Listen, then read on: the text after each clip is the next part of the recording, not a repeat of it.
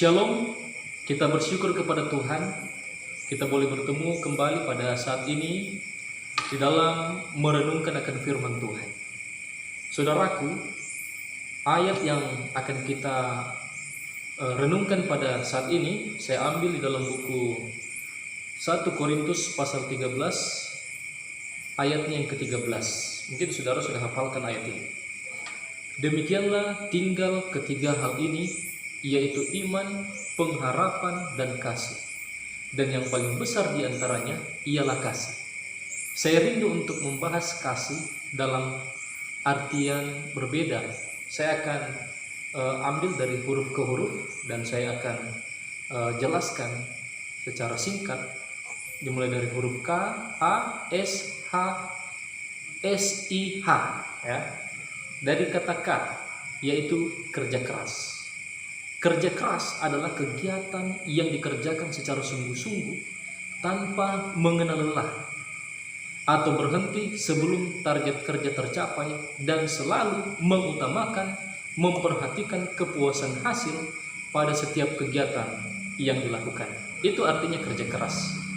Bekerja keras di dalam Alkitab ada 6 ayat.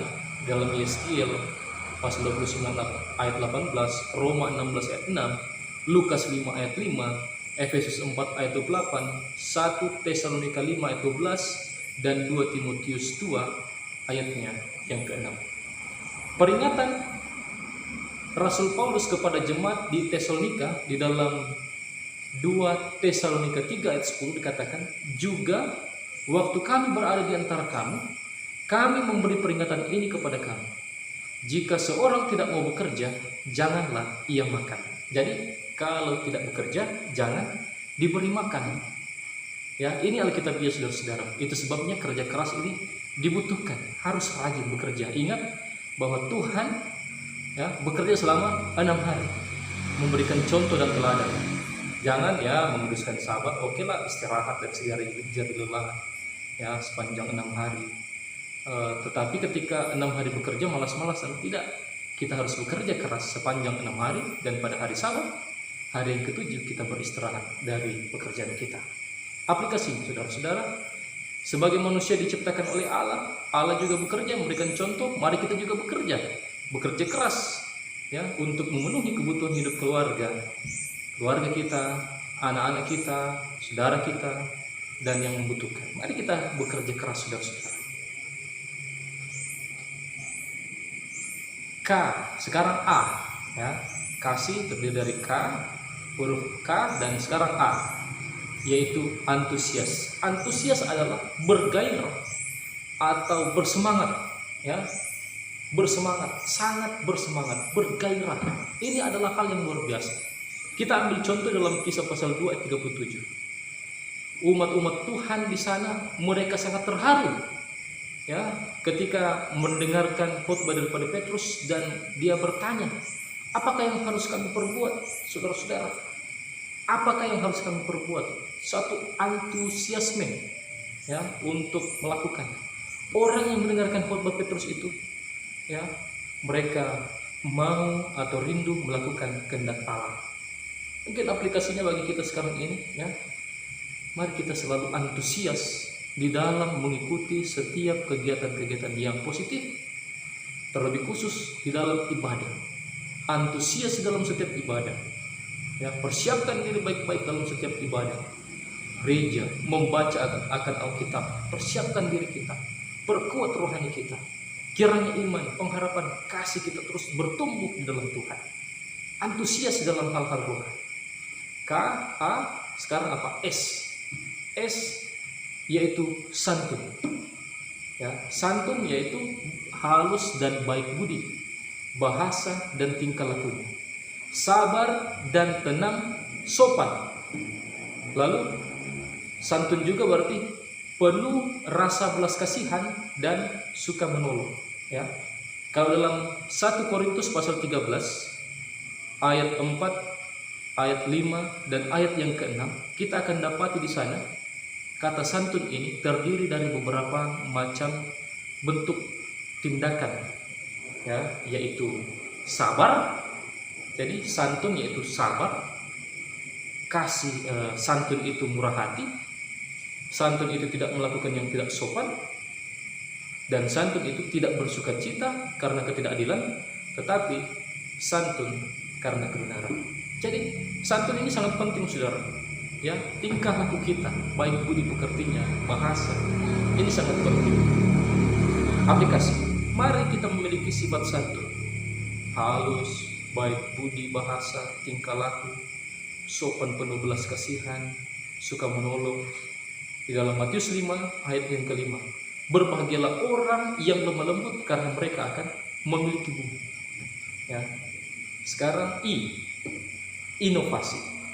Inovasi adalah dapat diartikan sebagai proses dan atau hasil pengembangan, pemanfaatan, mobilisasi pengetahuan, keterampilan, ya, dan pengalaman untuk menciptakan atau memperbaiki produk, proses, dan atau sistem yang baru dan memberikan nilai yang berarti atau secara signifikan.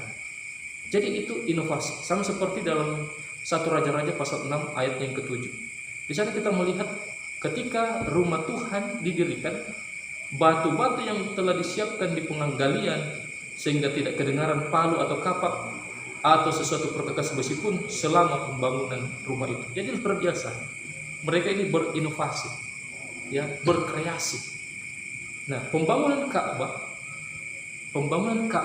yang dibangun oleh Salomo itu dirancang oleh tukang yang sangat berpengalaman, sehingga terlihat pekerjaan itu sangat modern pada masa itu.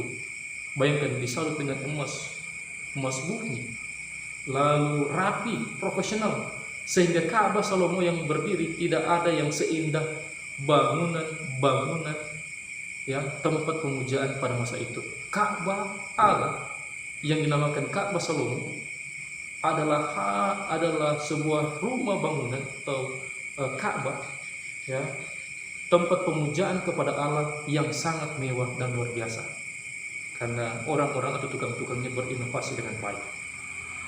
Nah, adalah lebih baik dalam kehidupan kita ini aktif, kreatif di dalam setiap pekerjaan kita. Nah, di dalam setiap profesi yang kita tekuni, kita berkreasi agar hasilnya menjadi luar biasa. Ya, jadi berkat dalam pelayanan pekerjaan kita masing-masing. Habis H, ya, sekarang H, hemat. Saudara, hemat artinya berhati-hati dalam menggunakan harta, khususnya di dalam menggunakan uang. Maksudnya di sini, dalam memakai atau mengeluarkan uang harus penuh dengan pertimbangan. Pengertian lain tentang hemat adalah membelanjakan harta dengan tidak berlebih-lebihan dan juga tidak kikir, tetapi sedang atau pertengahan saja.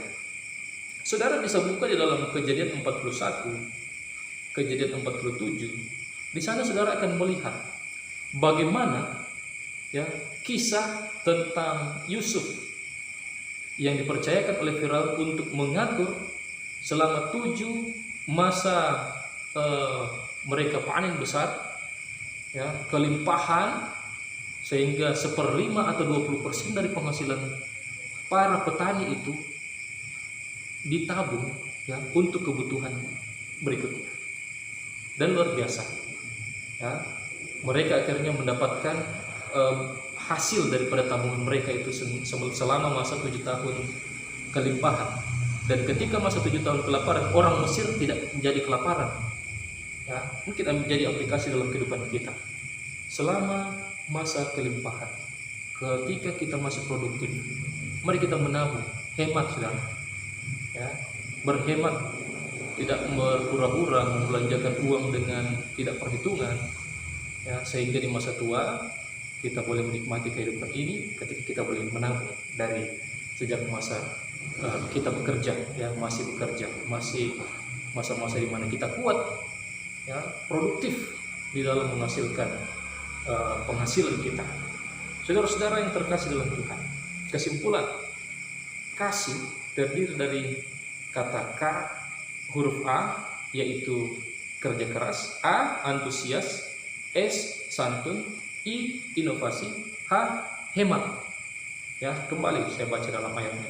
1 Korintus 13 ayat 13. Demikianlah tinggal ketiga hal ini, yaitu iman, pengharapan, dan kasih. Dan yang paling besar diantaranya ialah kasih. Mari memiliki kasih. Tuhan Yesus memberkati.